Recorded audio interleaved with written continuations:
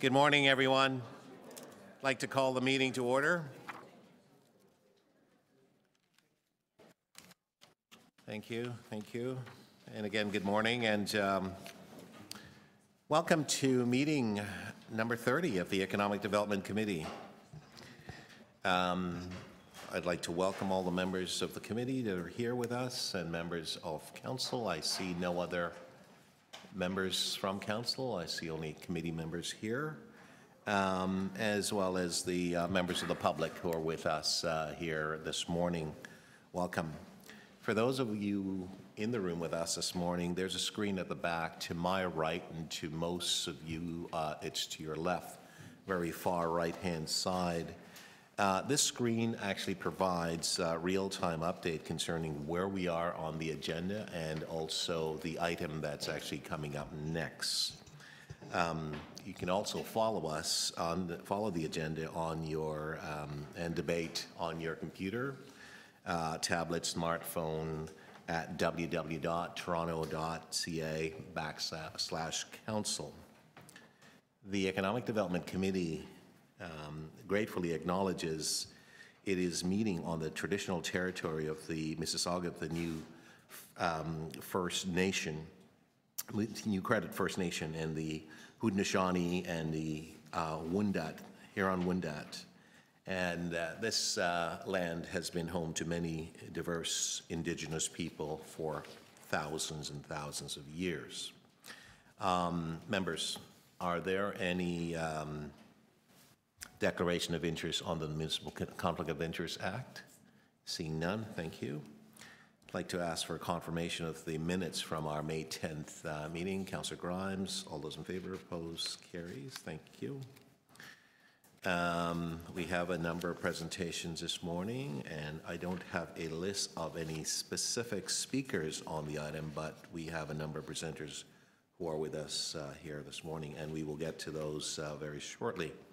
I'd like to now proceed with respect to going through the agenda and allowing members to hold any items that they are so inclined to holding.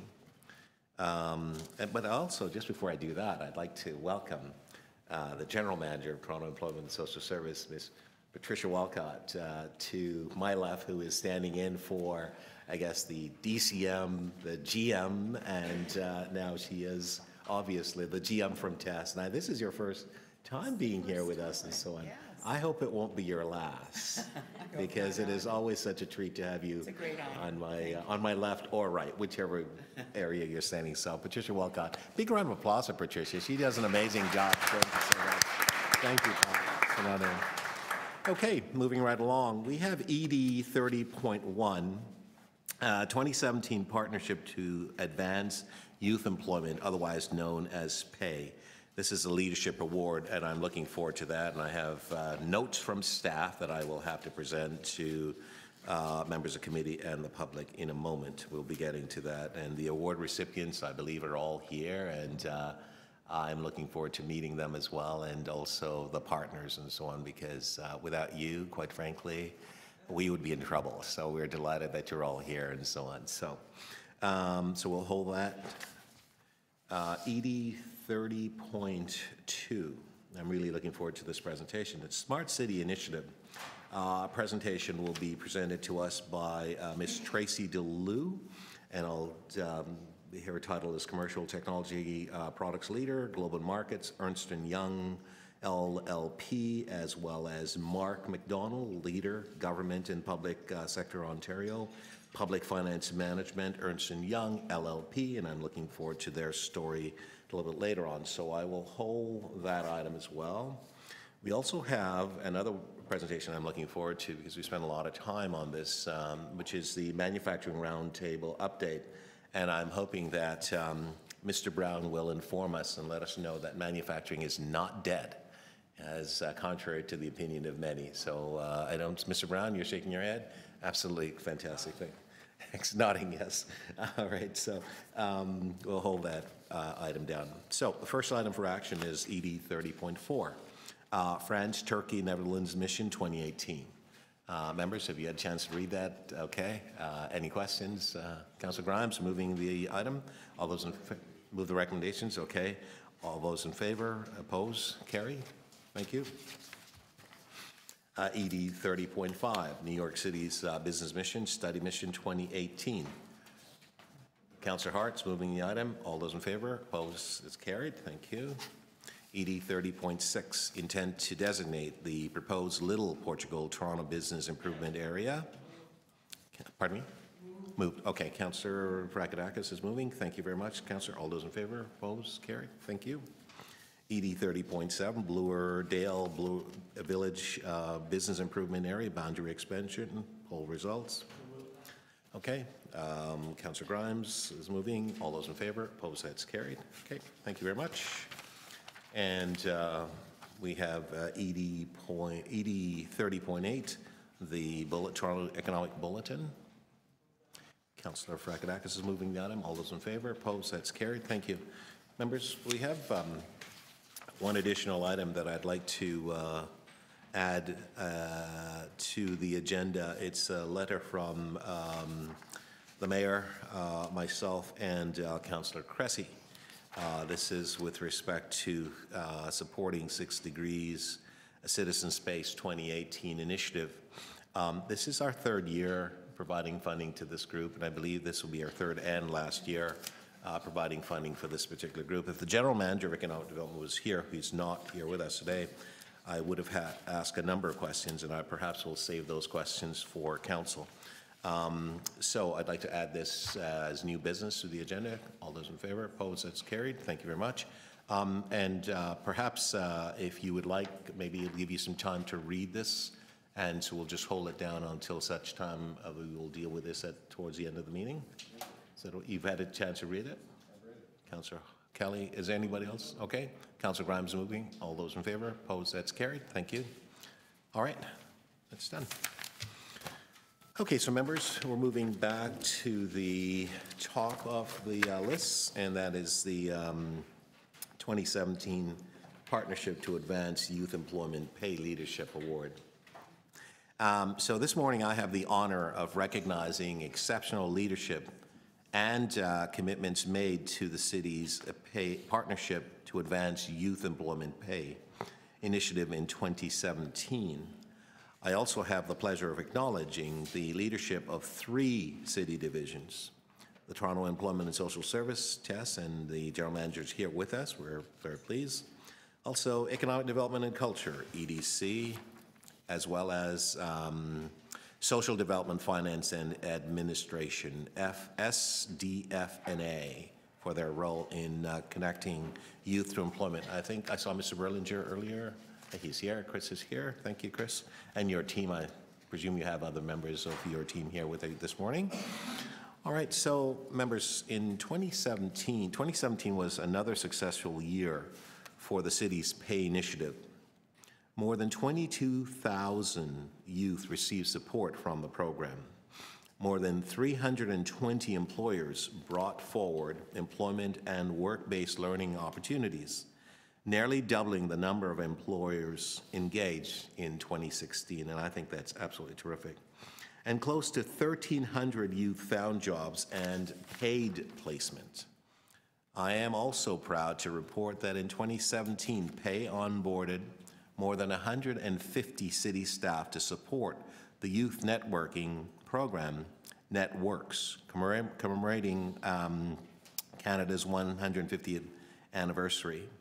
Pay Leadership Awards are presented annually to individuals and organizations in 3 categories: impact, influence, and involvement. This year's award recipients are also innovative, inspiring, committed, and visionary.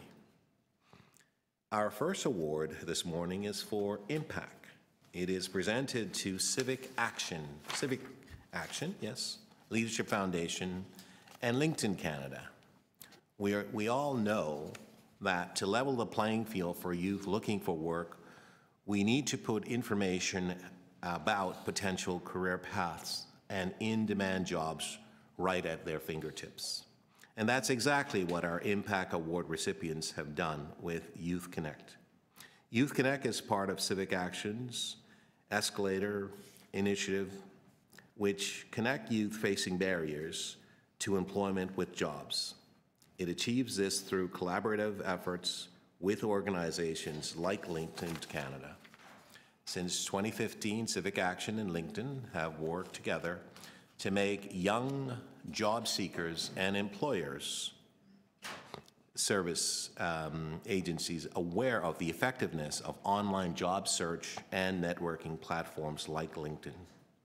Youth Connect annually offers a number of large-scale events, webinars, and workshops, including a full-day conference for youth workers, employers, counselors, employment opportunity for young people, and young people facing difficulties and, in fact, barriers to employment.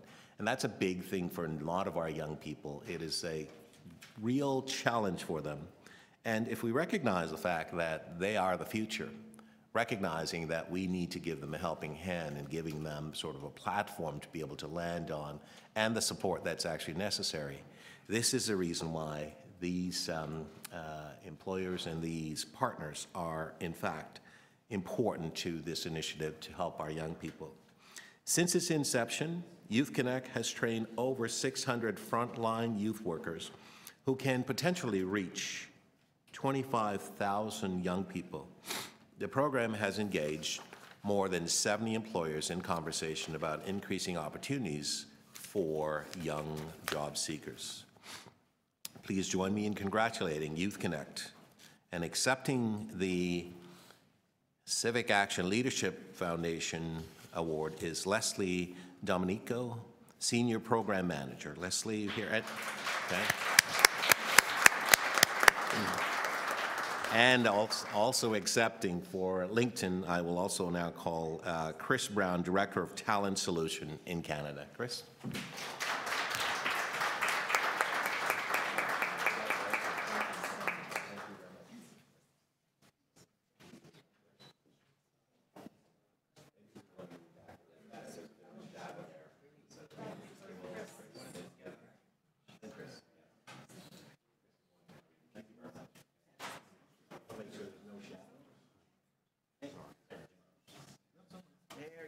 Okay, I was looking for you. Are we good? It's okay. Sorry. Is that okay? Is that sufficient? Okay.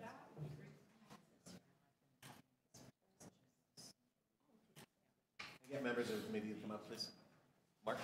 Councillor? Councillor Kelly? Yeah, you guys come up. Councillor Grimes? Might as well just stay up here.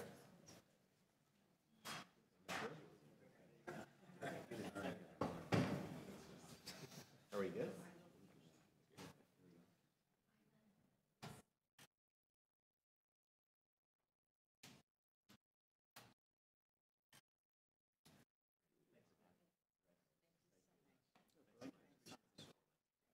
Don't go away. Don't go away. Let me just go away. Just basically stay here. Yeah, it's okay. We'll get Mary back again. Okay. Are you good? Okay, so our second award this morning is for influence, and it is awarded to Oxford Properties, Yorkdale Shopping Centre, in recognition of the company's exceptional commitment to working with its business colleagues and professional network to offer employment opportunities to PAYE youth. PAYE's partnership with Yorkdale Shopping Centre began in 2012, when Oxford asked the city to partner on a job fair. This partnership has in fact grown exponentially. Since the first job fair, the city and Yorkdale and Oxford have collaborated on 8 large-scale recruitment events, attended by close to 4,000 job seekers and 121 employers. These events have led to at least 750 confirmed hires and maybe as many as 1,500. And these numbers do not include the most recent 2 weeks event that was held 2 weeks ago. For their commitment to collaboration and for bringing more than 120 employers to PAYE, please join me in thanking Oxford Properties and Yorkdale Mall.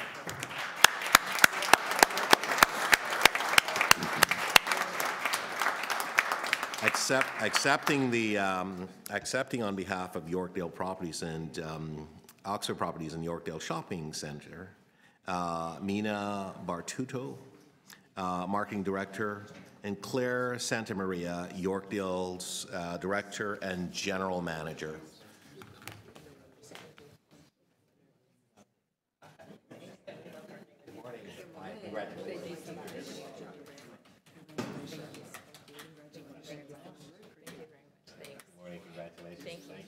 We'll get you in the center because you guys are the star.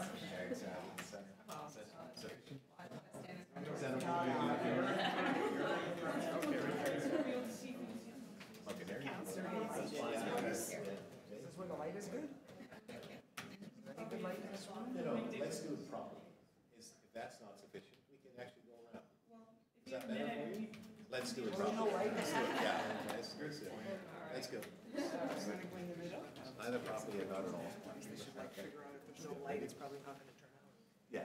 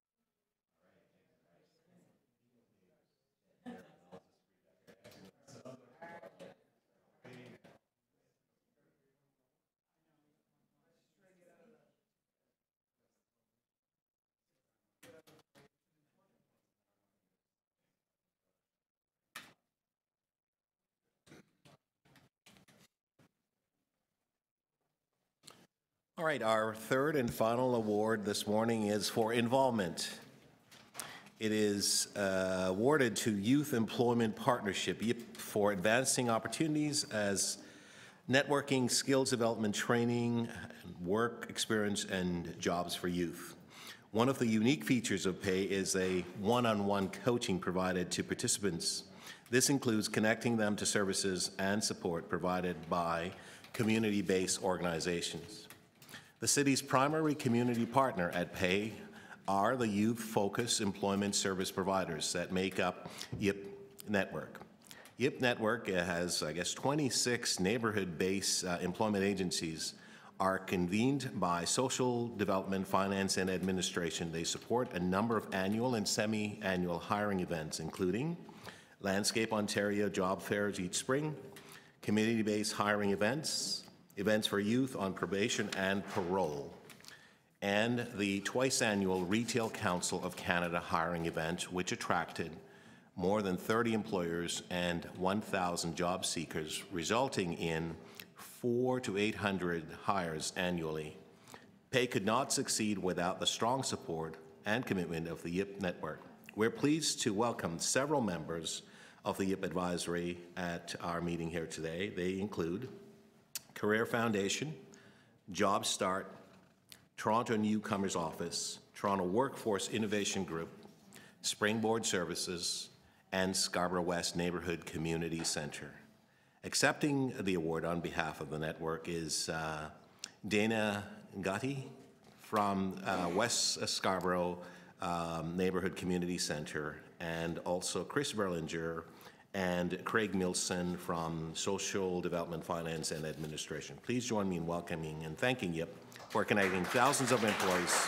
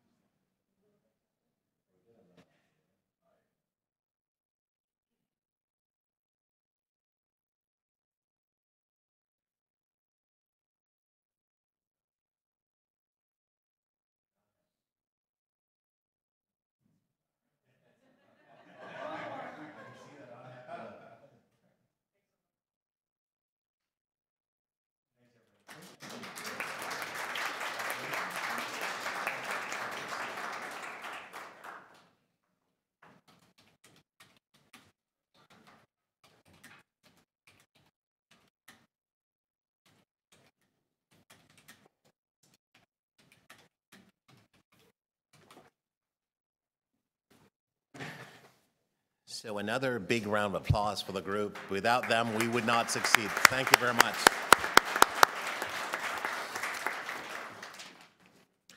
And I know that Patricia and I talked, and we wanted to see those numbers really increase for next year, right, Pat? It's a challenge, right, Pat? And well, the numbers will always increase because these partners are making it happen. They're even telling me today about initiatives they have planned for the future. So it's a multiplier effect. Thank you very much, Councillor. Fantastic. Thank you very much. All right. That's it. Okay. So I'd like to ask for a motion to receive the presentation. Councillor Kelly, all those in favor? Opposed? That's carried. Thank you. All right. Moving right along, folks, we are now moving to ED 30.2, which is our Smart City Initiative. It's a presentation by Tracy DeLue, who's a commercial technology products leader, global markets, Ernst & Young LLP, and Mark McDonald, leader, government and public sector Ontario, public finance management, Ernst & Young LLP.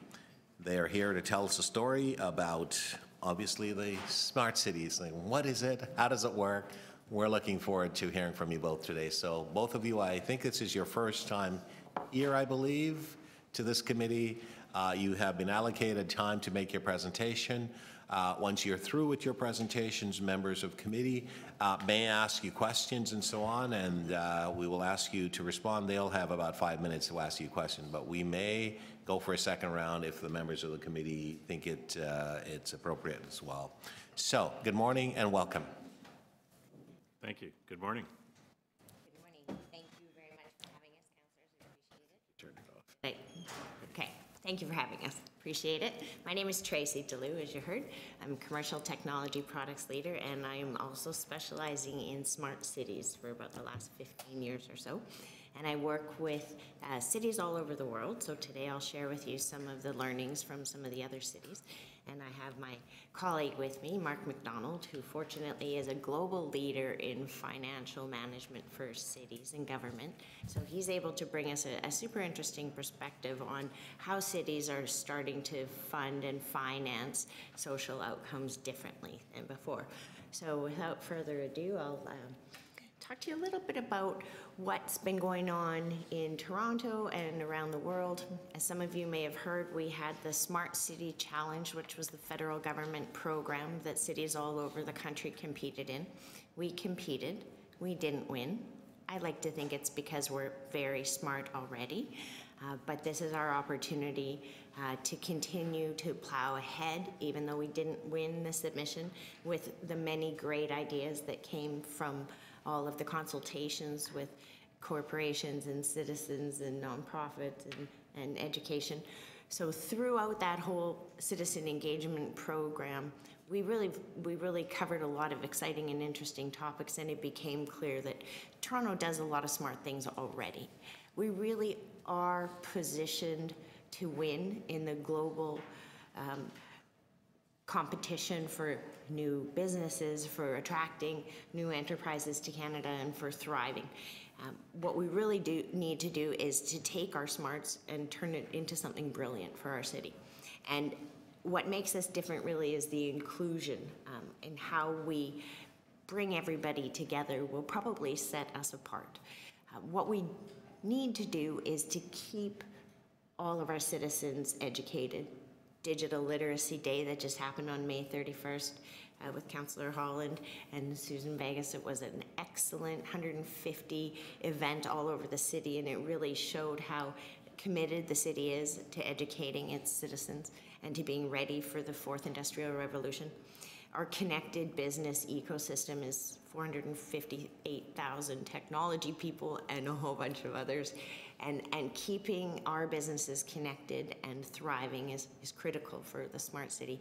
And I think the Smart City Working Group with Toronto Board of Trade for the last 2.5 years have done an excellent job of engaging with corporations and getting ideas and helping to sort of create a movement, if you will, that could lead to a Smart Cities cluster. And then the access for citizens to services. We do have a lot of amazing services in Toronto, thank you to all of your efforts. Making sure that all citizens have access to that technology is really critical. We can't leave anybody behind. So we need digital literacy, we need connected businesses, and we need to make sure that our citizens are able to do that. And then we have a truly inclusive city that's sort of representative of how we live offline, where we can also do it online. So Mark, if you wouldn't mind, please explaining to all of our guests today what technology and finance could do for us. Well, I'm happy to do that, and again, just echoing Tracy's appreciation for the opportunity, so thank you very much. One of the things that you'll hear us talk about, and then hopefully we can engage in a bit of a conversation around, is that a smart city is one that is more than just the collection of lots of cool things that technology has enabled us to do. We actually think that its primary purpose is to deliver a substantially better set of social outcomes. And one of, I think, the most exciting opportunities that we're starting to see emerge, particularly from an economic development perspective as well, is that it's not just about technology for technology's sake. It is about technology as a way of enabling greater levels of social investment, real capital being put into the delivery of higher social outcomes.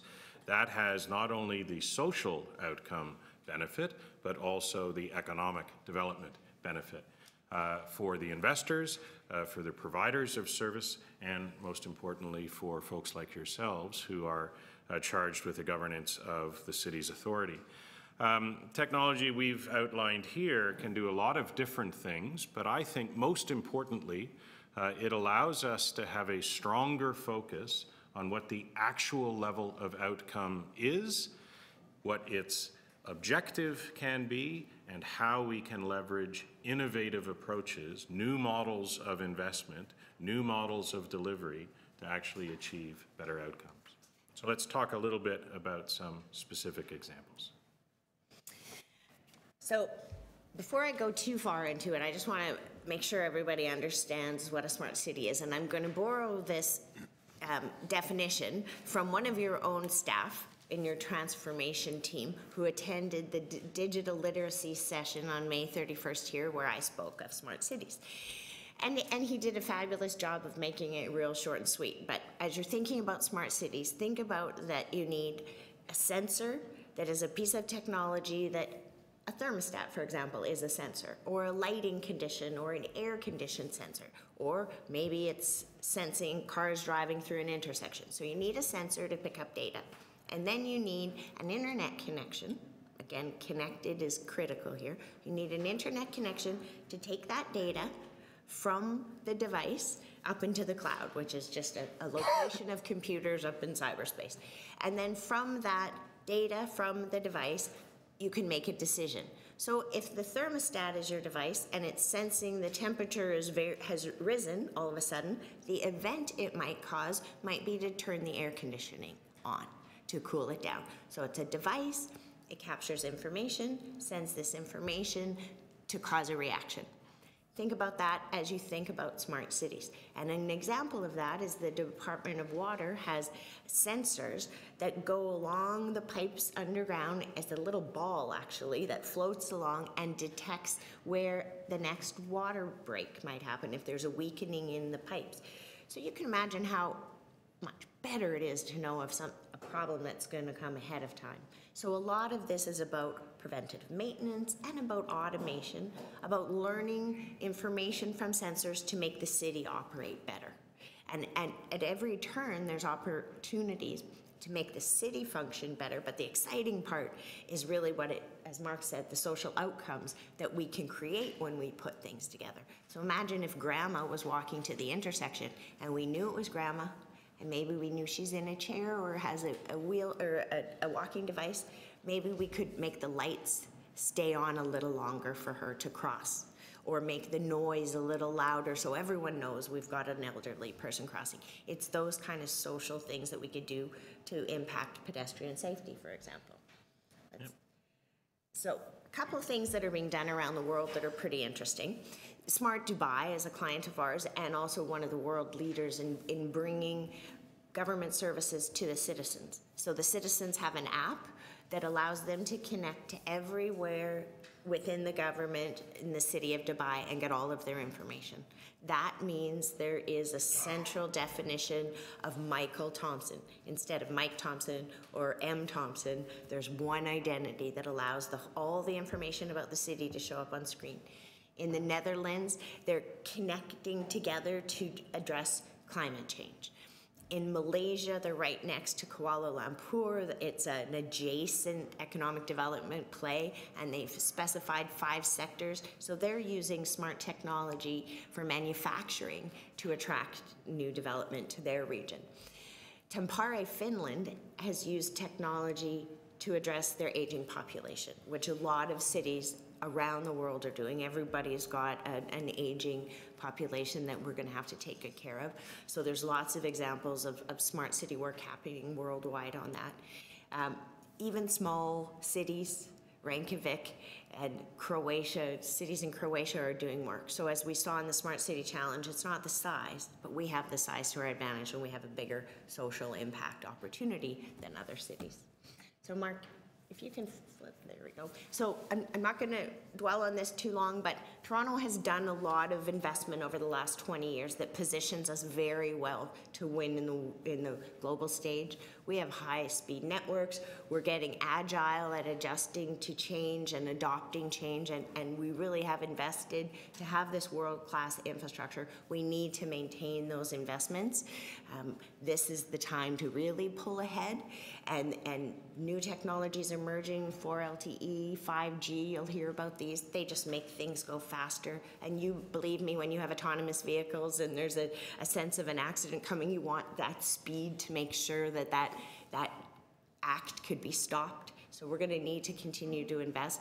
The Smart Cities Working Group that we have now, the digital literacy efforts, the pedestrian safety efforts that we're doing, the traffic flow efforts, those are all really critical and important things and things we should be very proud of. The Amazon and Sidewalk Labs attractions that are happening now are happening because this investment has been made. We're seeing the economic impact of all of this investment over the last 20 years. So if we continue to that, You know, we can project that it's going to keep us in good standing, and maybe this is our chance to win. Our inclusive message is different than anybody else's that I've heard worldwide. And so the question becomes, how do you actually finance and fund all of this? Because exciting as it is, it's not free. And for those initiatives that exist in the private market, you know, people will pay for these sorts of services and so on. But at the other end of the spectrum, when the city is involved directly, you have to be, I think, quite legitimately concerned, or at least interested in how it is that the city is going to enable such a fantastic set of outcomes, but also have to pay for it. And again, this is where we think that there's a significant opportunity to introduce at scale the opportunity for social investment. And from a definitional perspective, essentially what that is that I invest in the outcome, in the achievement of a safer society, in the achievement of a more inclusive society. Some of the examples that you just gave awards to around youth employment. Well, if I could invest in a series of programs leveraging smart city sorts of technology to improve the economic sustainability of youth employment in the City of Toronto, if I could do that at scale and I could get private investors to make that happen, I think that would be something that people would be pretty interested in. And so it's the combination of those two things, smart city initiatives, social investment, that we think can lead to what we've called here a brilliant society, an even more brilliant society than we already have. Some examples of ways that private sector, government, and interested parties could come together for major social change. I've got up here identified as pedestrian safety. So there's at least 20 companies today that have technologies that sit at street corners and observe traffic and can make the street lights change, the lights get brighter, there'll be noises. But more importantly, coming in the future, there'll be devices on people, our cell phones, for example, and devices at the corner and devices on cars. And when you can triangulate the information from those three sources, you can make the intersections behave differently. Maybe our traffic flows better, but we can certainly address our aging population and our children who are having challenges at the intersections. So we can ask a number of these huge technology companies to put their technologies in, to partner with the city, and to offset some of the costs, but to almost as importantly, and Rob Meikle's here and he might agree with this, but when you've got all these devices all over the city, could be millions and millions, to think that IT can manage all of this alone without participation from the vendor community and keeping all the technology live is not the newest way of thinking. So partnering with corporations can not only help offset the costs, but also offset the ongoing management of these technologies.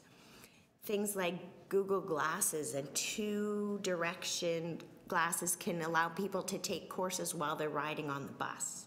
So if you've got a long commute, but you have education glasses on, you could be taking your skills upgrades while you're traveling on the bus, if we have Wi-Fi on the buses.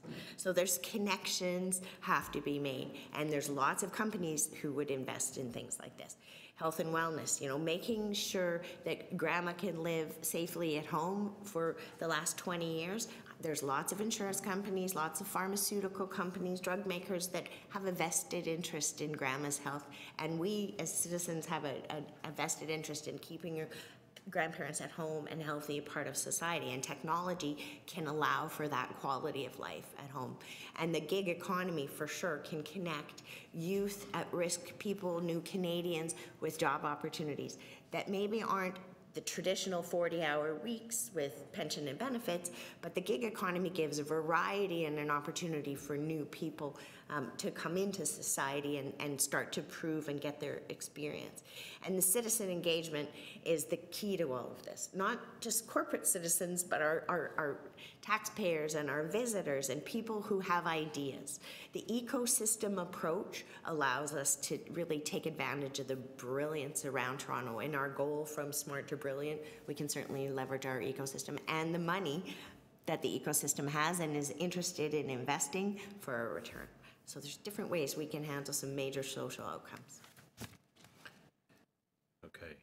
I might actually just skip to the concluding slide and just talk then about how, Tracy has mentioned some really high potential examples, but of course the question, and I raised it a little bit earlier, is how would you go about, from an economic development perspective, from enabling the level of change that we think is possible, how would you go about funding that? How would you go about financing that in a constrained fiscal environment that, of course, the city faces?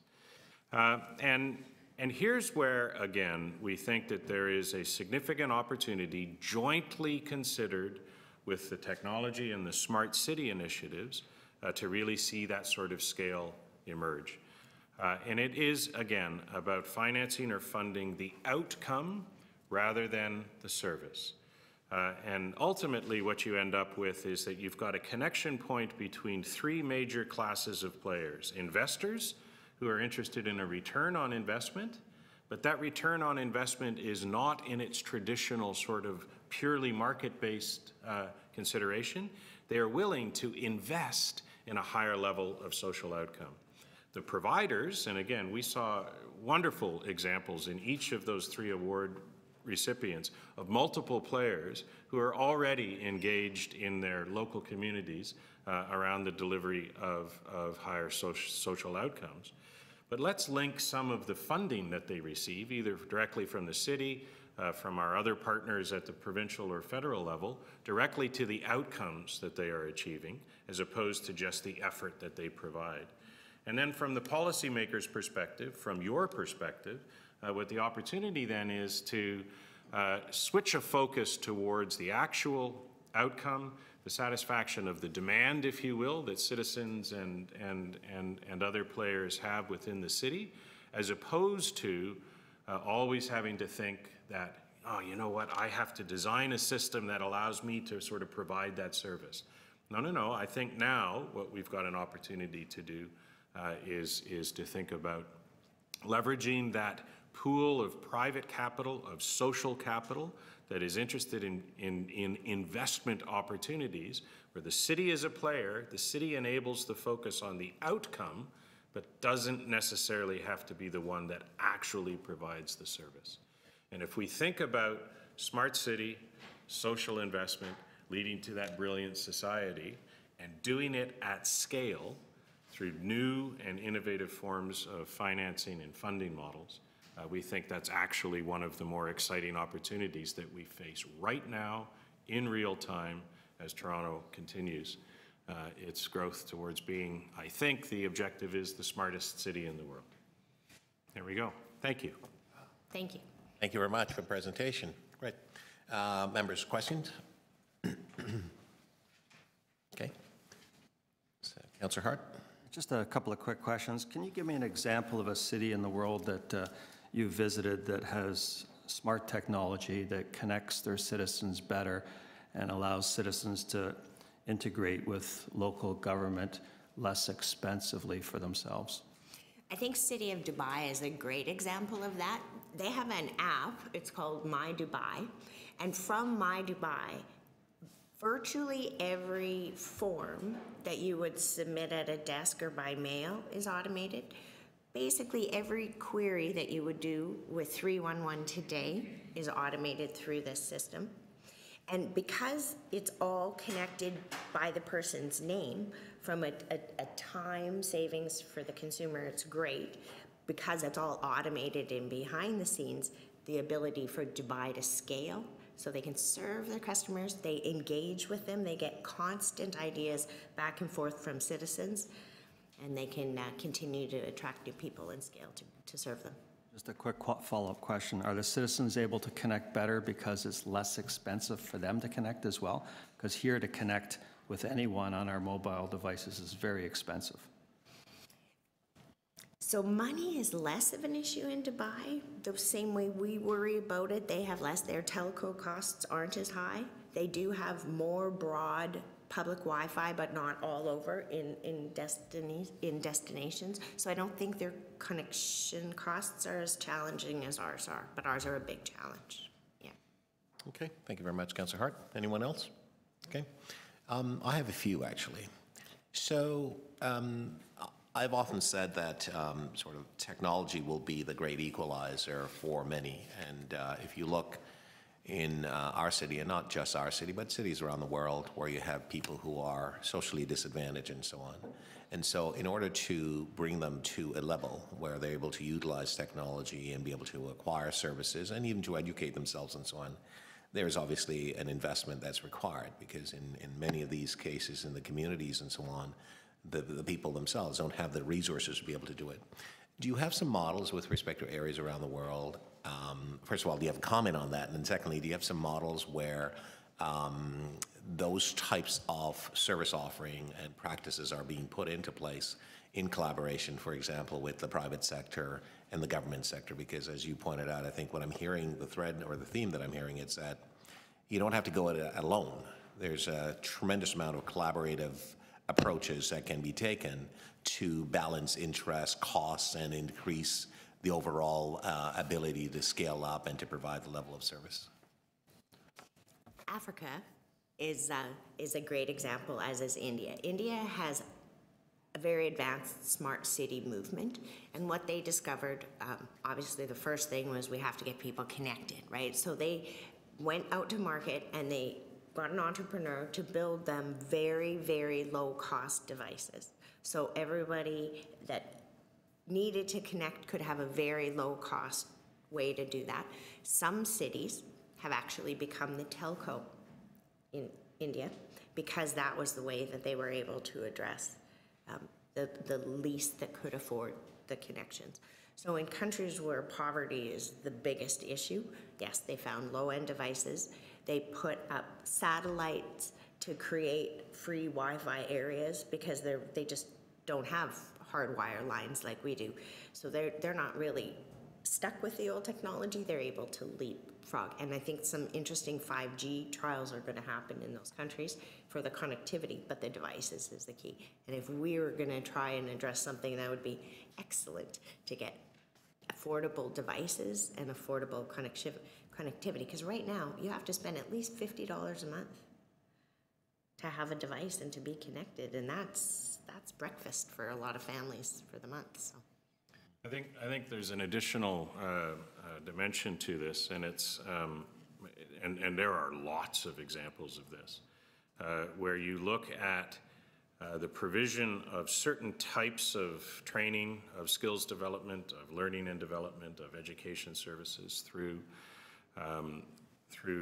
public-private partnerships, if you will, between like community colleges, between private training advisors and providers, funded in part by the public sector, but also funded through the students themselves, and moving towards, if you will, a scale of provision that is higher through that joint cooperation, through that joint investment that allows for the public monies to be leveraged more effectively, so that you can actually get to this scale. And again, we were just, when we were, I was struck by one of the recipients, and I won't get their names correctly, but it sounded to me like it was the second one, so it had the Oxford property and the Yorkdale Mall and so forth. It sounded to me like there was a program there that could have a digital literacy component to it. It could have a future of work sort of component to it. But it was an investment that had been made in a private way to train youth and then connect them directly into the labor market.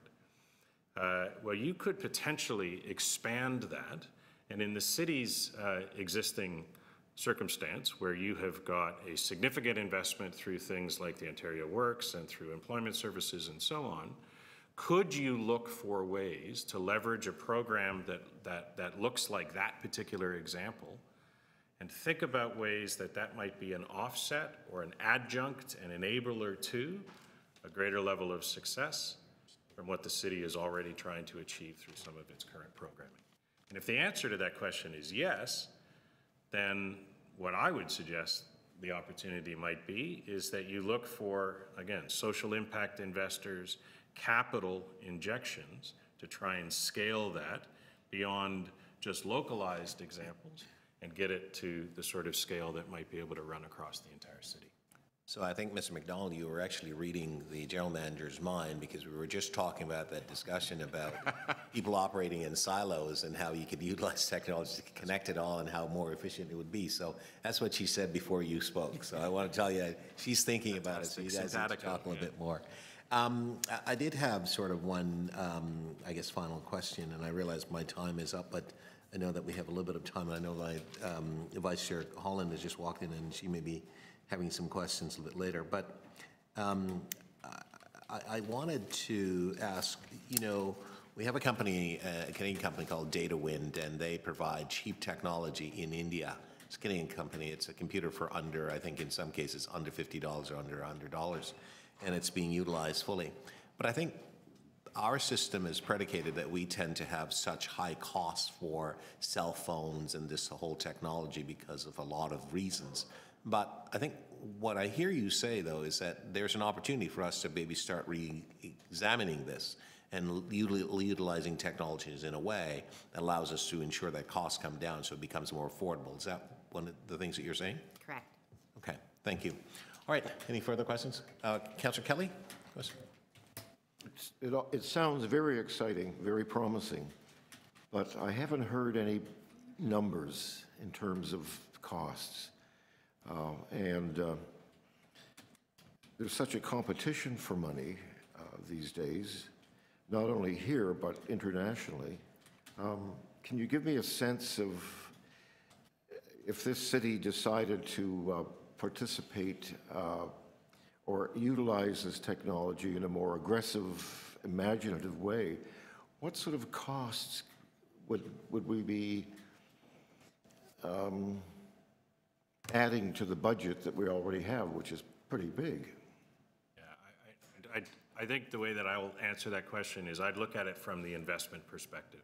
So how much money do we think is out there right now, currently looking and seeking social investments that is currently yet unallocated?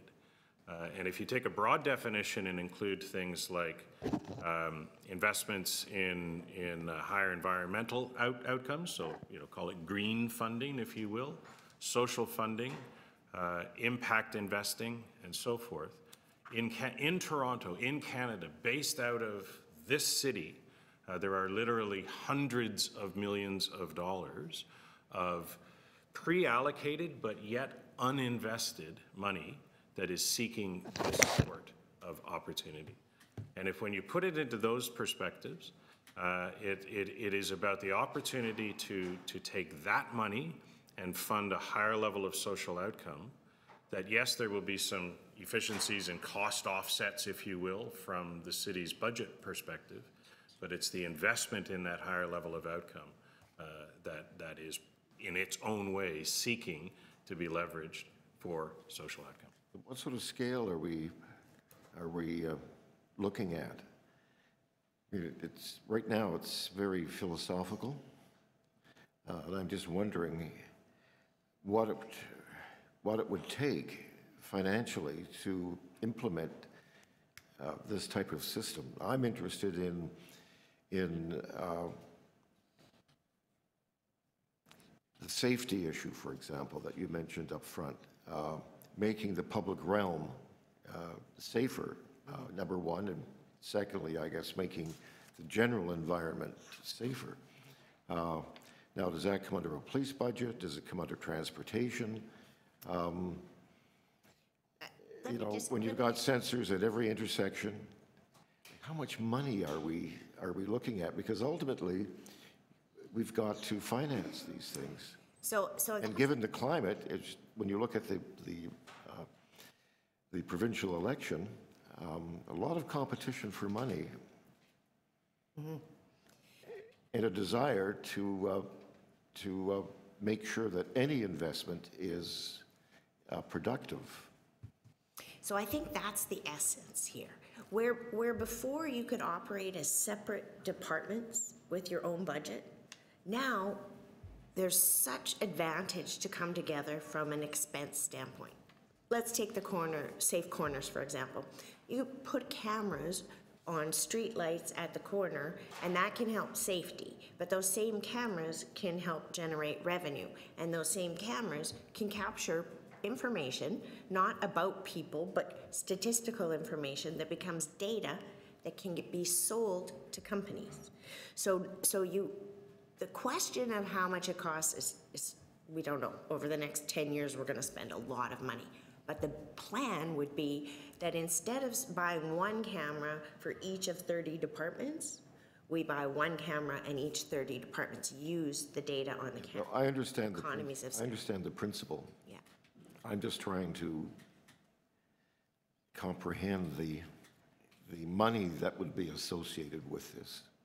That's all. And I haven't heard any numbers. Yeah, and I don't even know that there are numbers out there yet, because some of this stuff is a couple of years down the road, not even being priced yet, unfortunately. Definitely there's a premium to invest in these technologies, but devices themselves that there might be millions of, they might be $50 devices. We're not talking about putting hundreds of thousands of dollar devices everywhere. There's lower cost devices that can offset the information that we get back, and then we can have savings. That's usually how people are considering how they're going to make these investments. As Mark said, the outcomes, the advantages. If you don't have to have people in the hospital, you've got, you know, some offset in costs. If you have community doing work and community investing in some of the technologies beside the city, you're spending less. So it's going to be about multiplier, really. It's the only way we can look at it, I think. Thank you, Councillor. And Councillor, what I'd like to do after we are finished with the questioning of the presenters, I'm going to ask our CIO, Mr. Meikle, who's here with us, maybe to talk to us and perhaps maybe even talk about some of the questions around costs.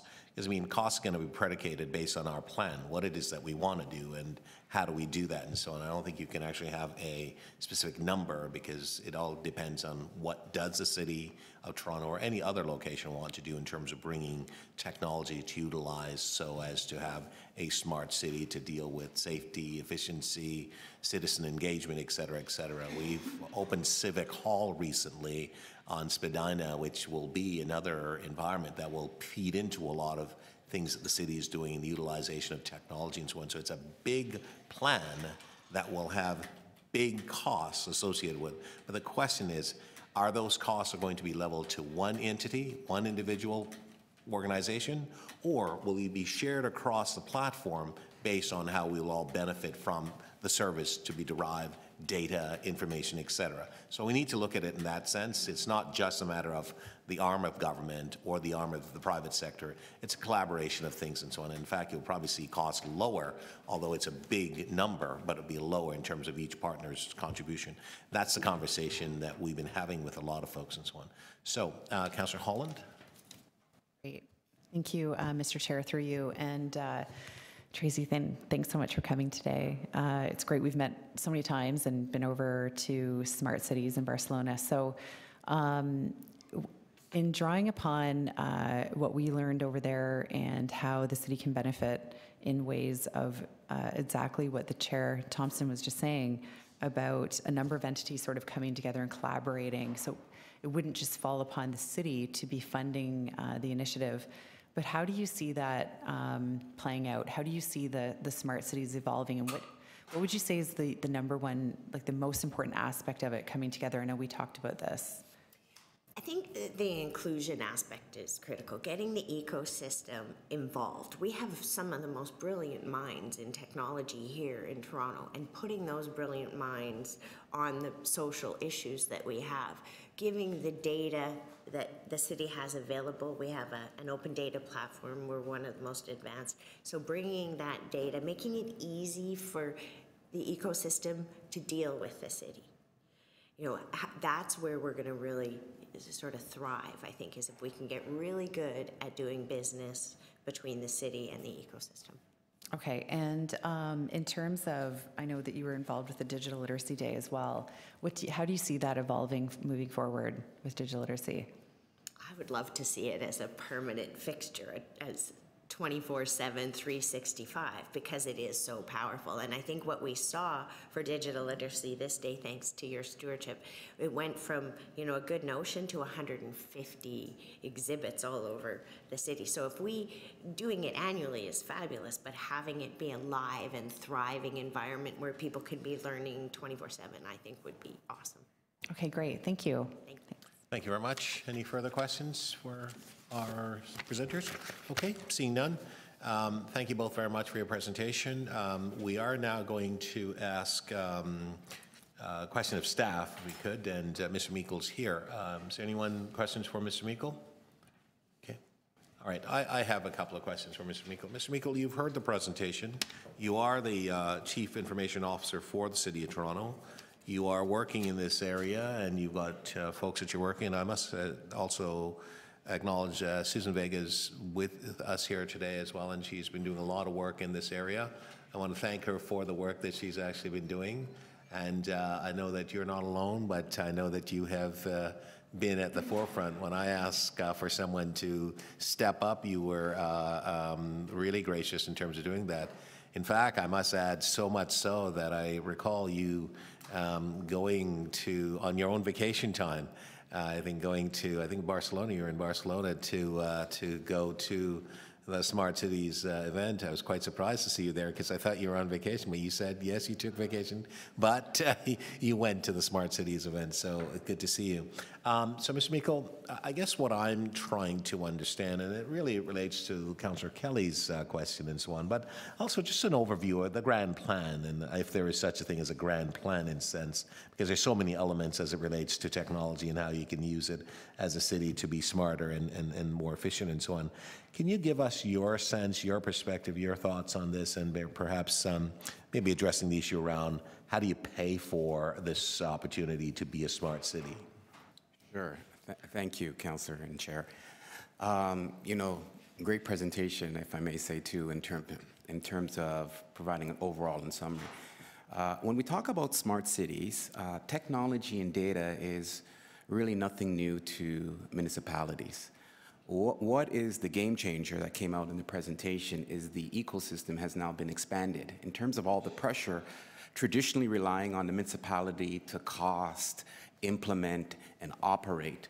That has changed, and that is now changed into a global ecosystem in that not just local technology firms and firms that provide data, but all over the world are coming together through the advancement of different technologies and the utilization of data. And so when you look at that, it creates a world of opportunities. The opportunity to utilize sensors. We heard an example of Toronto Water. The opportunity to use sensors and extract data off of city assets is exponential. The amount of anybody who's involved in smart cities, there's so many new things, so many things out there. It's very difficult, in fact, to keep up and track of all the opportunities that are out there. And so what we are seeing and experiencing is that the way cities are approaching this is through proof of concepts. So the idea with the cost model is that, and you've seen this in Barcelona, you see this in New York, you see it really all over the world. You take one sample.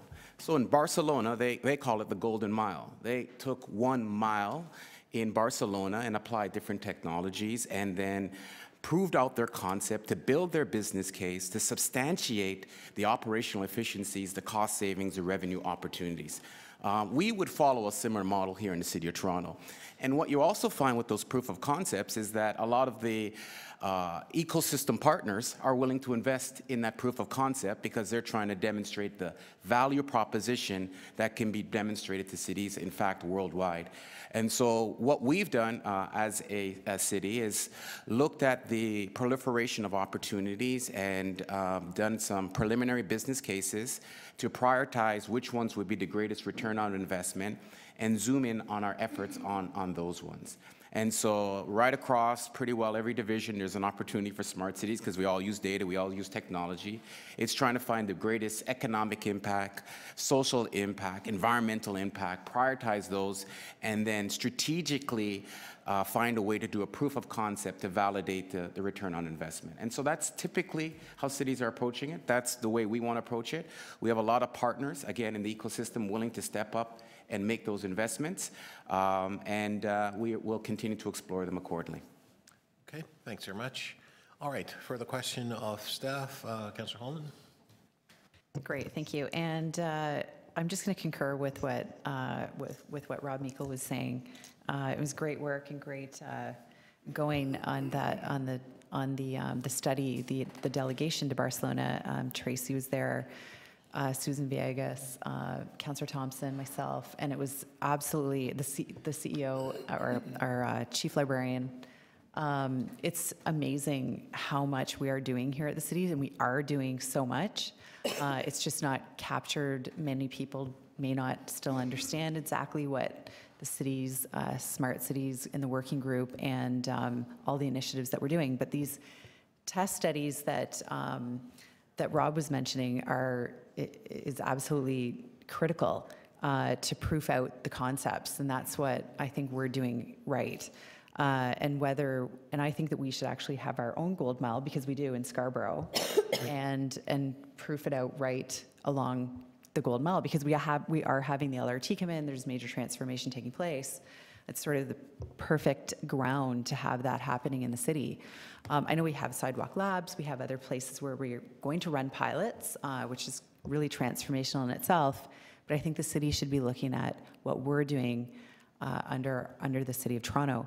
But it's that data. And I know, Tracy, you mentioned, how do you transform that data into money for the city? I mean, that's what people really get nervous about. Privacy issues, which can be, I believe, can be, I would say, met with blockchain and other forms of technology that we can ensure that privacy is either in the hands of with the person that's the holder of that identity. So we know that with blockchain, and also it's something that we can harness for the city. The reality is that there's funding, there's money to be made, and as long as we take a cautious road on getting there, the city with the holder of it can utilize that and transform it into funding for the exact technology that we're building that benefits the residents that actually want it, because residents do want it. Everything, unfortunately, many things it's slower with big entities, whether we're dealing with big banks or educational institutions or cities. They're big Titanics, they're big ships. We're not agile. We're not as agile as the private sector or smaller businesses. It's harder to right those ship, especially when you don't have endless amounts of money. But in terms of the smart cities, I know that I can say that we're in the right direction. We're having another delegation, a better, even more, I would say, directed delegation going back again this year. And I think it's going to continue to benefit Toronto. I know that EY, we really appreciate all the work that you've been doing on this front. And I really am thankful to our staff who've been phenomenal in this regard.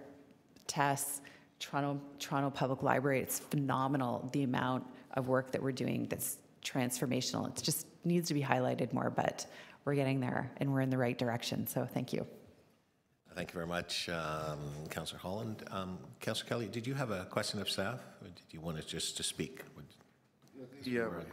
One of the core ideas that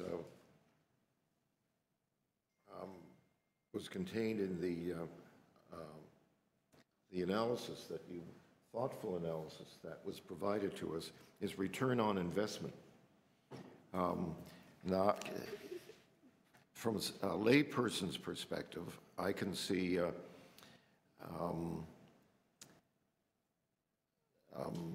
and you talked about prioritizing, you know, all the things that could be done. The first thing that jumped into my mind with respect to return on investment was the ability to monetize the data. You know, that's number one. And number two, interestingly, though, that might not be a priority that the city has in and of itself. But so monetizing the data. Secondly, I guess might be how you use your human capital. And thirdly, your ability to monitor the physical capital that you've got out there. What other ones could be added to that list? Through the chair, added to the list of really benefits. Is that make sure? Well, the return on investment. Yeah. So making money, and the second two, I guess, are saving money. Yeah. Yes. So operational efficiencies, staff productivity. Another key one in the equation is what I would call speed of market. How quick can we get some solutions in? And that's really where the proof of concept also comes in. You know, is the technology available? Is it ready? Is it proven? Is it secure? That's a huge factor right now. So that's another element. I'm sorry, repeat that. Security. So making sure that solutions that we put in are not only proven, but also proven in terms of cybersecurity. So these are all, you know, I call it implementation factors that are also considered beyond the financial factors, because you can have a great solution, great opportunity, but if you can't execute, it's nullified. So we've got to not only consider, I call it the financial opportunity that's ahead of us, but also our ability to put it in place and put it in place quickly. And the implementation, again, to repeat from the presentation, doesn't always reside on the city side. That's through the ecosystem, and I have to say the global ecosystem. The local ecosystem is critical. We want to foster that, but there are partners really all over the world that are offering solutions in the smart city space. Okay. Thank you. Okay, thank you very much, Councillor Kelly. Any further questions? Seeing none. Okay, to speak, Councillor Holland. So I already did speak, and I will just leave that being said. Okay, fair enough. Anyone else, Councillor Kelly? Speak. Well, Chair, with all, being in government today is exciting. So much is going on. The future is unfolding more rapidly every day, and the opportunities to exploit all the benefits of the electronic revolution are exciting. I've made a ton of notes. I very much appreciate the remarks by the deputants and by staff. I was taken by the Barcelona experiment, the Golden Mile. Well, for me, as a Scarborough resident, the Golden Mile was on Eglinton Avenue.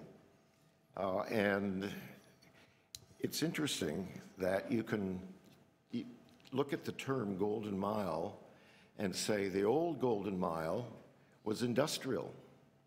The new Golden Mile is electronic.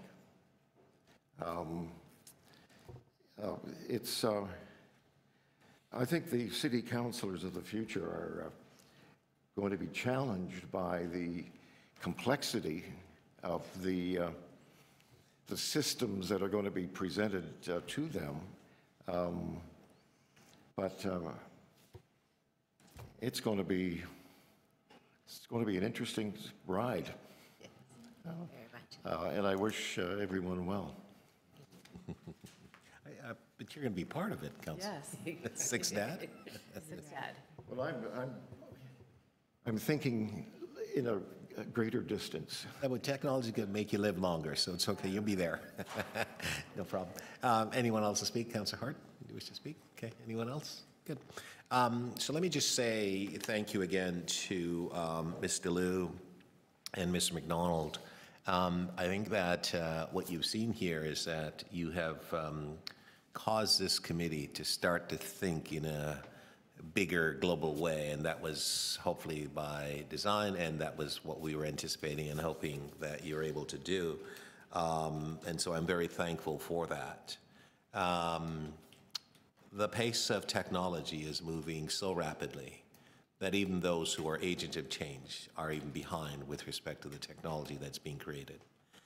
And it's interesting, the types of services that municipalities and governments, municipal and other government around the world offered, it's a different day now for government, quite frankly. In fact, we're moving ahead of some of the decisions that we in government don't make, but we need to move ahead because of the rapid changing environment of the world. Councillor Kelly points out that it's challenging, and it is, but it's also quite exciting. If you peel back all of the things that are taking place in this utilization of technology and subset to that smart cities and smart technologies, the Internet of Things and all the things that are taking place, the ability that we have as humans now at our fingertips is just astronomical. And I think that many of us can date ourselves to when we were born and the technology that exists then, and where we are now and the technology that exists now, and the technology to come. It is absolutely a game changer. And so government, which is us and others, have to learn and understand, because we have to create that environment through policies and create that environment where technology is going to take place. We look at the Uber experience that we had here. We look at the Airbnb experiences, and there are many others that are going to come. I had a discussion recently with someone who told me about some of the new technologies that are coming out that's going to blow your mind away, and I'm like, wow. And so we have to figure it out, how to utilize it. And I think for government, in all categories and levels, we always have to think about the cost of providing or delivering the service, and that's extremely important. But we need now to start fundamentally shifting the way we think about costs as a unique, more insular type of situation to flowing it out where we look at how we collaborate, how we utilize our resources, and blending it with others to be able to take advantage of opportunities and so on. If you can't see that today, then there is a problem for us in terms of you making decisions, because you'll never make the right decision because you always use the costs as a stumbling block or something that doesn't allow you to move forward. And so many of us are able to see that you need to use the opportunity on-ramp to basically be in the game. This is a big city. We talk all the time about how we're a global city and so on. We are, but we have to work at making it happen. We have to look at how we compete. We have to look at what others are doing. We have to engage. We have to be part of that system. We've got to collaborate. We've got to talk. I realize a lot of people don't get that yet, particularly a lot of our citizens. But as leaders, it is our duty and our responsibility to provide that information. But it's important for us, though, to have a game plan. It's important to have our CIO and others who are working in this space. It's important to have advocates who, as our Vice Chair Holland and so on. It's important for this committee, as in economic development. What are the things that we must and can achieve? We're the only committee that works in focusing on wealth generation, wealth creation. Most of our other committees, it's all about distribution. So what do we do here? This is the committee that's responsible for that. It means that we have to go out and make things happen. It's not going to happen in our offices. It's not going to happen in the meeting rooms and so on. It's going to happen as part of what we are doing now. The effort of a George Spetsa, the efforts of many others, Jabe Sheikh in film and television, because there's a smart element to that as well. And this committee's leadership to ensure we first of all understand. And what are we trying to understand? We're understanding how to leverage opportunities. Leveraging those opportunities are going to ensure that some of our residents who today can't afford $50 to pay for the internet are going to see the cost come down, or in fact, government services will make it available to them for nothing at all until such time that they can actually get beyond that sort of barrier that's keeping them back or their children back. And so it's an equalizer aspect and so on. So it's a big picture, big costs, but don't think about it in terms of how much we're going to simply have to pay. Think about it as the investment that we want to make, the commitment that we want to make to it, and how we can collaborate and using those multiplier effect of a dollar to make it much bigger and leverage it so that we can address the issue about the older citizen who's trying to cross the street. How do we make the time and the lights synchronize in a way that that person can cross safely? Or to make the volume of the noise so, let's say, someone who's blind is walking across the street can actually hear it more audibly and so on. Those are the types of things. So in a society of ours, we now have to start thinking beyond this notion of, well, if it costs us too much, we can't afford it. What are the other opportunities? And so this is where we really need to put our thinking caps on and so on. I believe that the presentation here today has helped us immensely to kind of open our thoughts. And I know that Mr. Liu and Mark, you are working with us and our team, and I'm sure there are others as well, because we have to have the information to make better decisions so that we indeed can be a smarter city, smarter community that addresses the needs of our citizens. And as well, if we develop best practices, others will want to follow those, because if it works for us, they can emulate it as well and so on. So again, thank you very much, and going to move receipt of the presentation. All those in favor? Opposed? That's carried. Thank you. Okay. Very much, everybody. All right. Thank you. Mr. Meikle, thank you as well.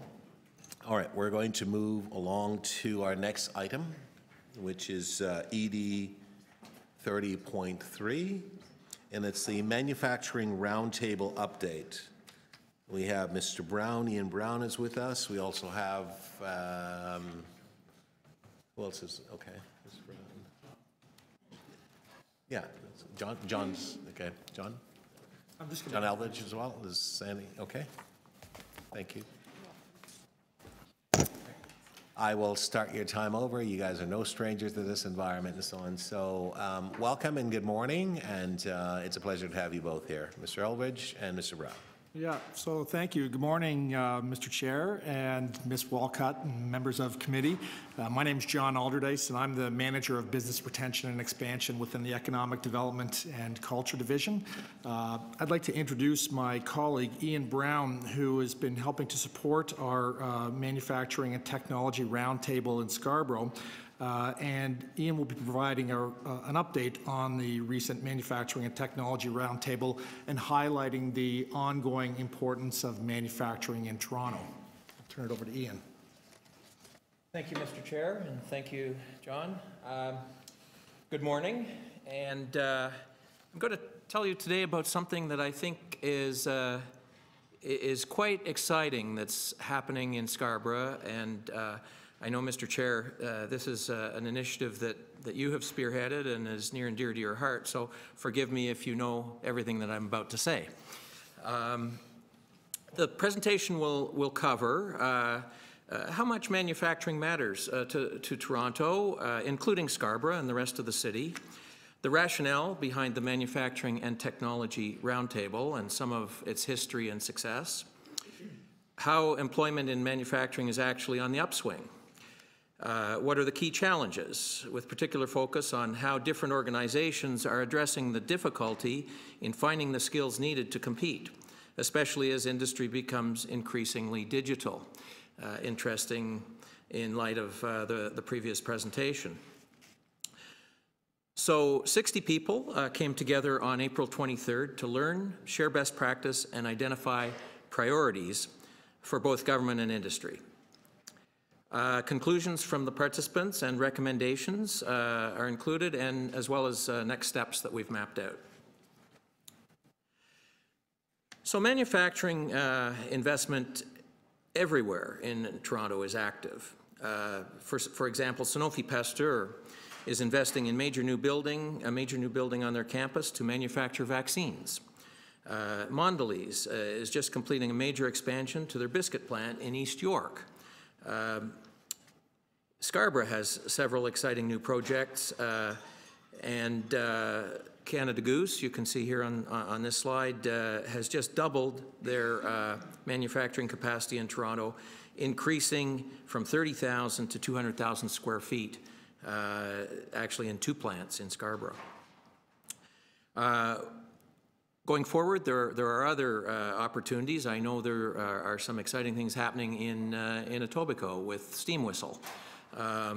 And we have a situation in Scarborough where an existing manufacturer is going to move to a new 400,000 square foot project, which will allow them to consolidate and modernize their operations. Manufacturing creates higher paying jobs and local jobs. Not everyone is suited to office work, and so we need to provide those jobs. Manufacturing has the highest employment multiplier, which means more jobs for the city in general. In Scarborough, manufacturing represents 17.5% of all employment. The decline in manufacturing jobs has actually reversed, and industrial vacancy is at an historic low of less than 2%. Output has continued to increase, even in periods when jobs have not. This slide shows the trends in employment. I'll just make it clear. The second set of bars, 35,554 manufacturing jobs in 2017 in Scarborough. And this is out of about 200,000 total jobs. And interestingly, an increasing number of manufacturing establishments, 1,636.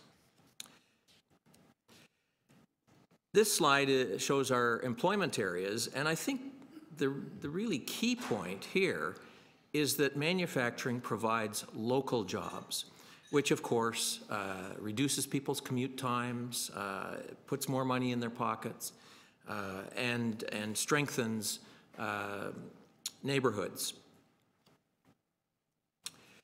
So, several concerns came up with the Roundtable. Competition, not just from the 905, but also from US, Asia, and Europe. So population growth in Toronto demands growing diverse forms of employment. When employment lands are converted to residential use, there's less room for manufacturers to expand. The photo here, Mayor Tory visiting Automatic Coating Limited to see a major project which they had just completed for export to San Diego. Other jurisdictions are increasingly competitive. For instance, Mississauga, Ohio, and sometimes what makes it difficult is a lack of industrial policies, including trades training, hence the focus of this Roundtable. Here's a bit of history. When Deputy Mayor, Councillor Kelly, was the chair of the inaugural Roundtable in 2014. But as we moved forward, one of the companies involved in that, Fran Technology Group, FTG, CEO Brad Bourne hosted the first meeting of the Scarborough Manufacturing Roundtable, which soon changed its title to Manufacturing and Advanced Technology. Councillor Thompson and Jocelyn Williams, VP of Automatic Coating, were the other founding co-chairs. And University of Toronto Scarborough hosted the second event. The third event then at Centennial College, where we planned this most recent event. And just a month ago, we convened this group with assistance from all of the above.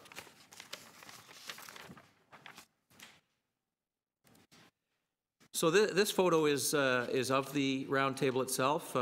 You can probably barely see Mayor Tory there at the very left side of the group, addressing the group. The group was brought together to inform with expert speakers, to challenge participants to get involved, to create discussion groups with industry educators, students, and agencies present to come up with new ideas and perhaps provide some policy recommendations.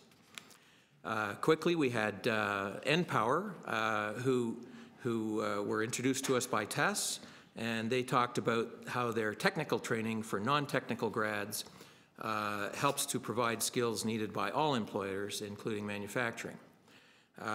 Robert Cattle of the Canadian Tooling and Machining Association explained how their group had developed programs to help train workers for CNC machining and aerospace. But it was a bit of a bittersweet story because despite many satisfied employers and employees, government funding has run out. However, there were some key points of learning from his presentation. And finally, Scott McNeil-Smith of the Excellence in Manufacturing Consortium described how and why they developed their manufacturing GPS, which is a survey companies complete. Those who participate receive the findings free, and he presented some of the recent findings, which generated considerable interest. Challenges that were raised by the participants include manufacturing not having a strong image and not being popular with youth, graduates, or schools, and governments ignoring this and preferring perhaps residential development. Another key finding was that Industry 4.0, digitization, AI, the kinds of things you were hearing in the last presentation, demands new trades training and apprenticeship targeted at manufacturing. And finally, there's some need for upgrading the infrastructure because some of the industrial people present identified shortcomings in hydro reliability and in broadband services.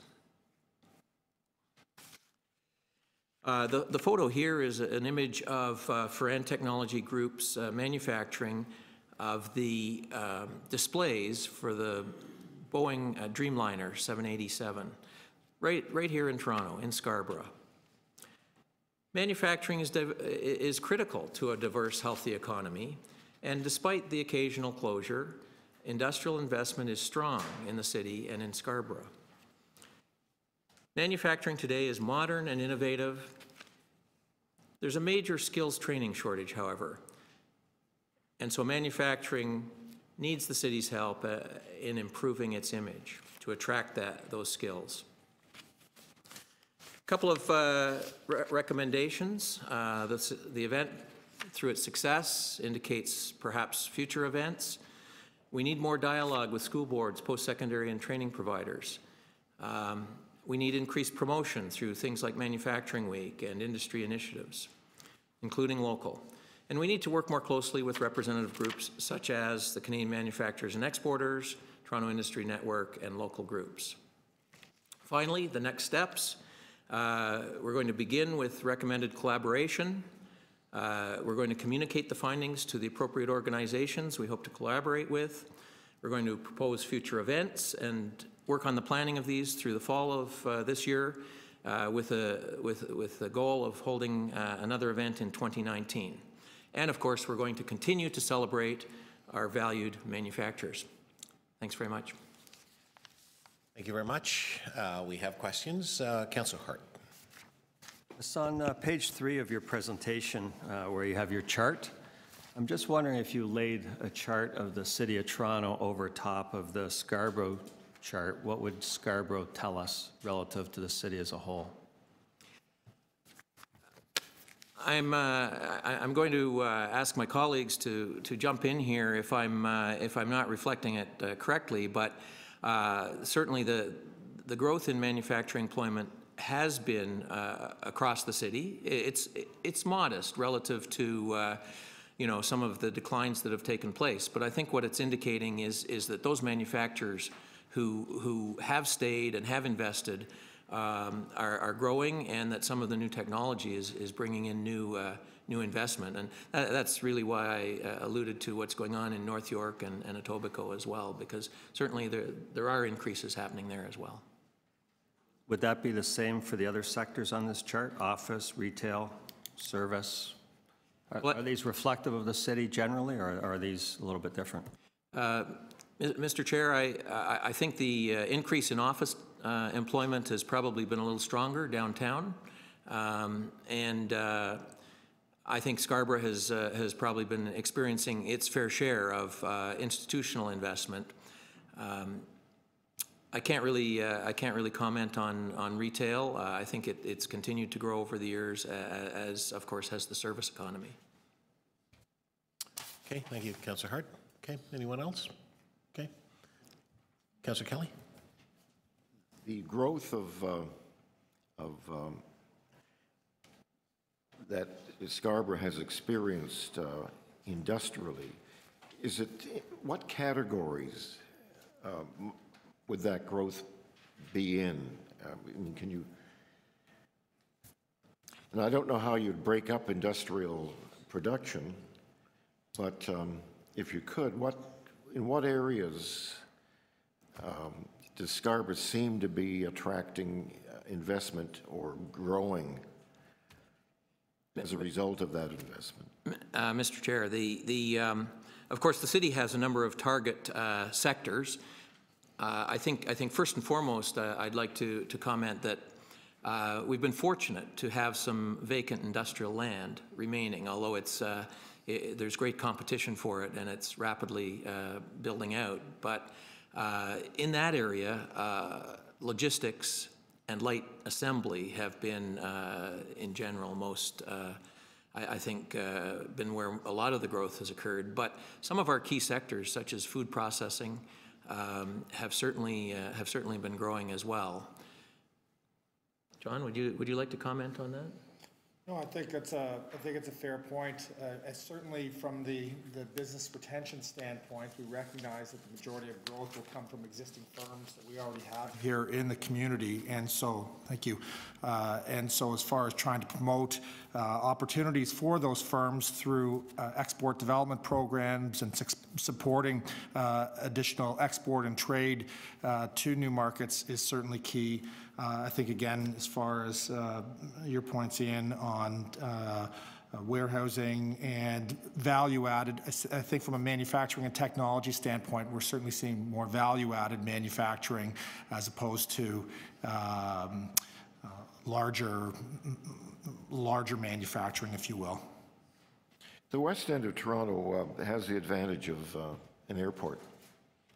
And there's a lot of literature out there that describes the benefits of airports and the desire by many businesses to be as close to that airport as possible. What are the benefits of Scarborough other than, say, having the land to expand in? Are there geographically? How do we compare our positioning to other parts of Toronto? So, Mr. Chair, through you, there are many strong attributes that Scarborough enjoys. And if I could just comment on the airport aspect, what we have found recently is that perhaps because of increased congestion and the focus on the last mile of delivery, both to consumers and businesses, that there's a need for regional facilities in Scarborough as well as in the West End. And Scarborough is actually well positioned, perhaps relative to some of the areas in the 905 that people were looking at in prior years, simply because it's closer to the locus of population and business. It's at the center as opposed to on the periphery. But there are many other factors. The labor force, the incredibly diverse labor force, is absolutely key. The educational institutions, which of course we have across Toronto, but both UTSC and Centennial have been very engaged in this process. And I guess finally, I'd like to just say that there's a bit of a buzz lately in Scarborough, which maybe didn't exist for a while, there are a number of organizations, such as the Scarborough Community Renewal Organization, such as the Scarborough Business Association, and of course this roundtable, which I think have contributed to a very optimistic change of heart in Scarborough. Thank you, Mr. Chair. Okay, thank you, Councillor Kelly. Councillor Varadakis. Thanks, Mr. Chair. Thanks very much for your presentation. I have a couple questions. It kind of relates to this, the manufacturing roundtable update that is described here on the orange sheets, and then that it started in 2014 as the deputy mayor, the then deputy mayor's roundtable, and it was citywide, and then it zoned in on Scarborough in particular. And I'm just kind of wondering about that, because as I look on page 4 and I look at the map, and while there is lots of manufacturing in Scarborough, there seems to be way more in the western half of the city, and I'm just kind of wondering, in light of the high-profile closures in this city with Campbell's and Mr. Christie and others, why we're not focusing on some other parts of the city as well. Perhaps we are, and I don't know about it, but this presentation certainly doesn't speak to that. Well, Mr. Chair, and I will defer to both you and John, because I believe there are initiatives, and you're probably better able to speak to them. If I can help to answer that first, Mr. Chair, through the chair, Councillor Fragadakis, so it's a very good point. We are actually doing quite a bit of work. There's a number of organizations, one called SIA, the South Etobicoke Industrial Employers Association, that we do quite a bit of work with. We also have had I wouldn't call it a roundtable, but it was more of a manufacturing update and presentation that we did in North Etobicoke in wards 1 and 2 that were focused on, it was called, actually, I believe we were actually calling it a roundtable, the North Etobicoke Industrial Roundtable, and that presented information on supports from gas and energy opportunities for manufacturers, as well as Toronto Water's programs for Block 2 rates and support for industry there as well. Okay, so I was just wondering why you weren't focusing on other parts of the city, because it was that kind of described as an update, so I was assuming that it would be for the rest of the city, and perhaps at a later date we could get an update on some of that in a more formal capacity rather than just through questions. Absolutely, be happy to do that. Thanks. Thank you. And actually, if I may just add, Mr. Chair, in the conclusions and the recommendations, although we maybe didn't state that as forcefully as we could have, that I think that's certainly implied. Right. Okay. Councillor, anything further? Okay. Thank you. Good. Just speak. Speak. Councillor Kelly, speak. Well, Mr. Chair, I very much appreciate the information that's contained in the presentation, and I'm delighted to hear that that the industrial lands have advocates for their protection and development. But I'm wondering about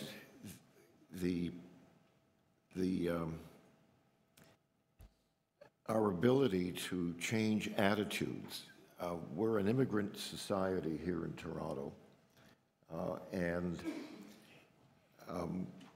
I suspect that most immigrants want the best life possible for their kids, and working with your, at least this is the traditional perspective, working with your hands is not as desirable as working with your mind in the professions. So I would hope that going forward that we would also work with ethnocultural organizations and get across to them that labor has changed. Labor today works as much with, the mind as it does with hands, and it can be very rewarding. So maybe a few years from now, we will have roundtable meetings that involve as many communities as possible to get across to them the promise that lies in modern manufacturing. It's a real challenge, but the rewards, if successful, are impressive.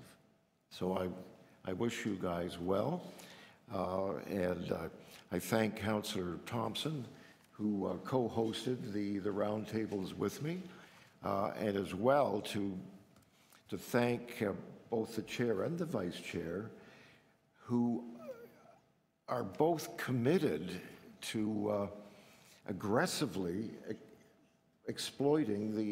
meeting the challenges that are out there and exploiting the opportunities that are contained therein. The mindset of this committee, and I think of this government, is to, as much as possible, develop the wealth, the creative wealth of this city that in turn will generate the revenues that can be used in that other category, which is social justice. The two are complementary. They're not opponents. But you can't have the latter, social justice, without having the wealth that will sustain it. So thank you guys for your presentation, and thank you to the leadership of this committee and staff for working so creatively with you. Thank you very much, Councillor Kelly. Councillor Holland? Great, thank you so much. And really thank you so much for the presentation and all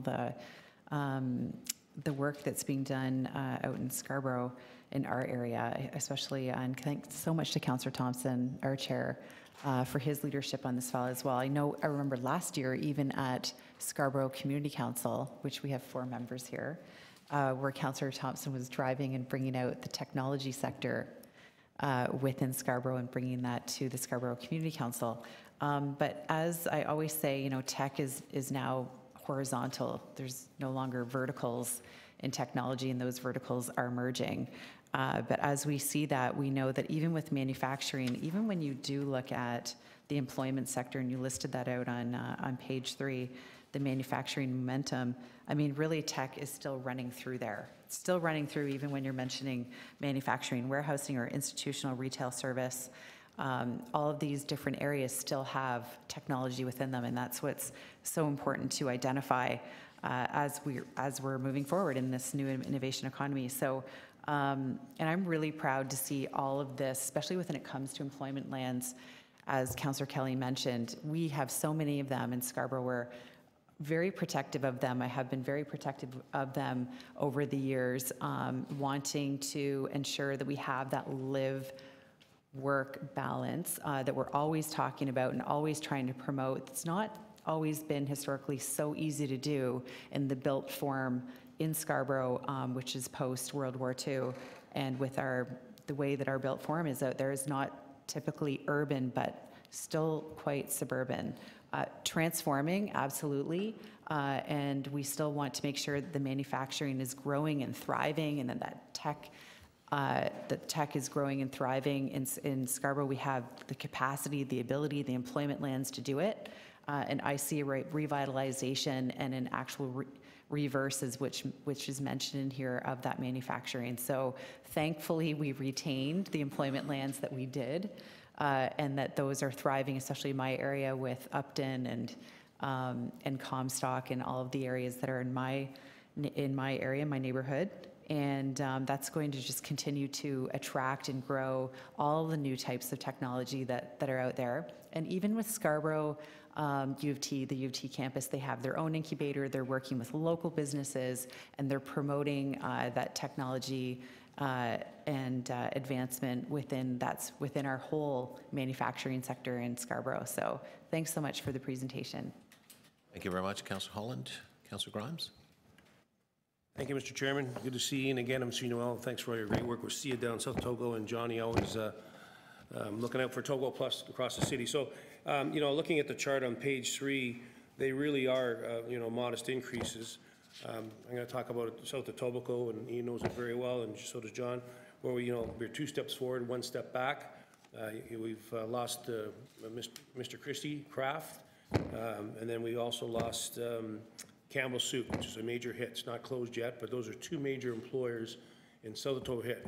I don't see those types coming back.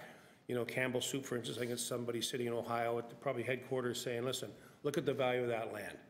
And we can move our jobs from Mondelez into Scarborough, and that's what's happening in Scarborough. It's great to see some successes like Canada Goose that's happening, that, part of the brand. I know they just signed a deal out in China, in Beijing, where they're going to be doing a lot of export to, and it's important that Canada Goose is made in Canada.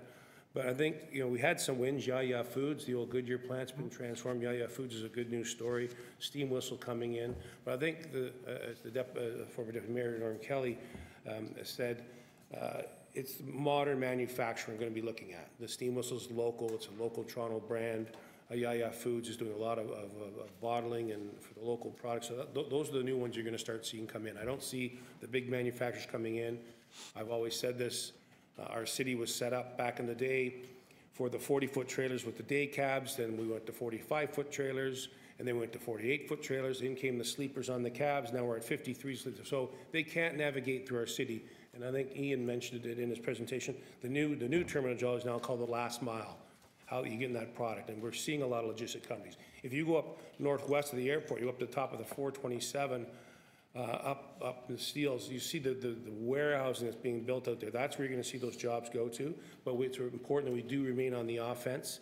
And when these lands do come available, rethink how we're going to do that, which comes into Councillor Holland's new technology. You're going to see a different type of manufacturing. We've always heard we're going to bleed jobs to Mexico. The other thing that may come into advantage for the city is the transportation industry right now. The trucking industry is going under a major challenge right now with drivers. No one wants to drive. There's going to be a huge shortage of drivers. The U.S. just brought regulations on how far drivers can travel now that are heading to Chicago. Before you go to Chicago and come back overnight, now you have to stop, and for every 10 loads out there in the business, transportation 50-foot loads, there's only 3 trucks. So it is a very, very challenging for that industry now. But on the good note, for local, they may move their products closer to market, which would be good. But again, I think it's the modern manufacturing, as Councillor Kelly said, we're going to be looking at, and it's important that we do protect the lands, and we have, Kraft, which is under fire right now by development, and again, Campbell Soup's not even closed yet, but I'm getting calls on already. So there's some challenges, but there's some opportunity coming too, but it's important that we do remain in the offense. So those are my comments. Thank you very much, Councillor Grimes. Anyone else to speak? Okay, Councillor. All right, let me just say thank you to the staff for bringing this report forward. When then Deputy Mayor Kelly and I chaired the roundtables, it was a series of roundtables, manufacturing, technology, we had the Black Business and Professional Association, a variety of others. We have a young people roundtable as well, and so on. We seem to have gone off track as a result of the change in administration and so on. And so we didn't seem to follow through on it. And so when I had, and to the question that Councillor Frakadakis asked, is it just Scarborough? No, it actually isn't just Scarborough. It's right across the board. And I know Councillor and former Deputy Mayor Crisanti was very instrumental in having a number of roundtables in the Etobicoke area and so on. And he's still doing them, although he's no longer the Deputy Mayor and so on. So all those things are happening. But we have staff working right across the board in this particular area. We chose Scarborough because we had seen that there is a large decline, and we had gotten wind of the fact that there just seemed to have been, within the context of the leaders in the manufacturing industry, there was great concern about the lack of interest in terms of being involved in their industry. We had companies that are manufacturing parts for Boeing. We had companies that are doing all great things. Companies that are manufacturing and developing and inventing equipment for the U.S. Navy and so on.